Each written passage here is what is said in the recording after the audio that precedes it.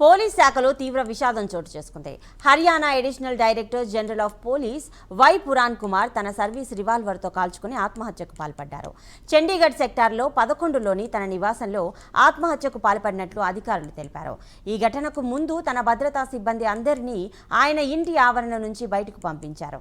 అనంతరం కాల్పుల శబ్దం బయటకు వినిపించకుండా ఇంటి బేస్మెంట్లోకి వెళ్లి అక్కడ కుర్చీపై కూర్చుని తుపాకీతో కాల్చుకుని ఆత్మహత్యకు పాల్పడినట్లు పోలీసులు తెలిపారు.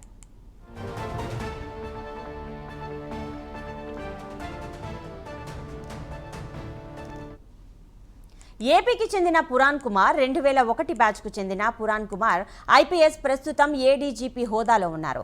సెప్టెంబర్ 29న రోహతక్ సునారియాలోని పోలీస్ శిక్షణ కేంద్రంలో ఐజీగా నియమితులయ్యారు.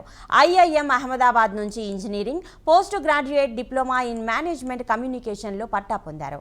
పురాణ్ కుమార్ భార్య అమ్నిత్ పి కుమార్ ఓ ఐఏఎస్ అధికారిని. ఆమె ప్రస్తుతం హర్యానా ముఖ్యమంత్రి నయాబ్ సింగ్ సైని నేతృత్వంలోని అధికారిక ప్రతినిధి బృందంలో భాగంగా జపాన్ పర్యటనలో ఉన్నారు.